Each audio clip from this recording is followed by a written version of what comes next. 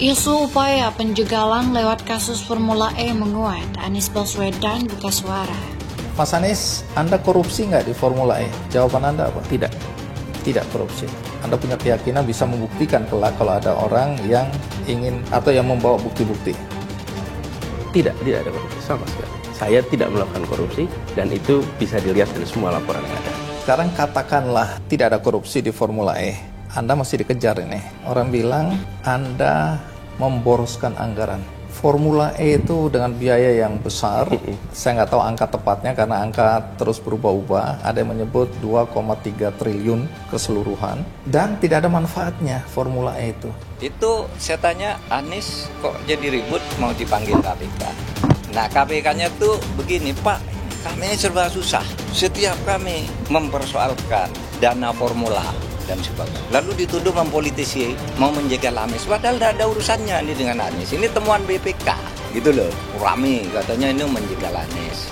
Nah disitulah terjadi diskusi-diskusi saya dengan Denny. Saya cerita, kata partai ini kasusnya, kata partai ini kasusnya. Ini menjadi sensitif. Gitu. Tetapi tidak ada kita minta melapor ke presiden ini harus dijegal, ini tidak ada sama sekali. Untuk partai tertentu pimpinannya berposisi atau berkoalisi.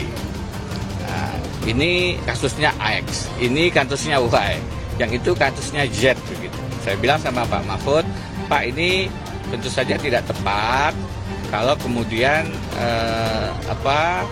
hukum menjadi alat, menjadi instrumen untuk menekan posisi atau koalisi Pilpres 2024, dan Pak Mahfud setuju. Ya, terbaru beredar kabar bahwa bakal calon presiden dari Koalisi Perubahan untuk Persatuan, Anies Baswedan, akan segera ditetapkan sebagai tersangka. Kabarnya Anies bakalan segera ditetapkan sebagai tersangka oleh Komisi Pemberantasan Korupsi yaitu KPK. Kabar itu pertama kali mencuat karena cuitan mantan Wakil Menteri Hukum dan HAM yaitu Denny Indrayana di Twitter. Denny Indrayana menyebut hal itu dalam surat terbuka yang diunggah di akun Twitternya. Dalam cuitannya tersebut, Denny menyebut bahwa penetapan Anies Baswedan sebagai tersangka merupakan salah satu upaya untuk menyudutkan Anies dalam Pilpres 2024 nanti. Setelah KPK 19 kali ekspos, ini pemecah rekor. Seorang anggota DPR menyampaikan Anies segera ditersangkakan. Semua komisioner sudah sepakat. Makin terbaca kenapa masa jabatan para pimpinan KPK diperpanjang MK 1 tahun untuk menyelesaikan tugas memukul lawan oposisi dan merangkul kawan koalisi sesuai pesanan kuasa status KUO, tulis Denny di akun Twitternya. Sayangnya, sebagaimana sebelum-sebelumnya, Denny tidak mengungkap siapa sumber yang memberikan informasi kepada dirinya. Anies buka suara rumor penjegalan lewat kasus Formula E.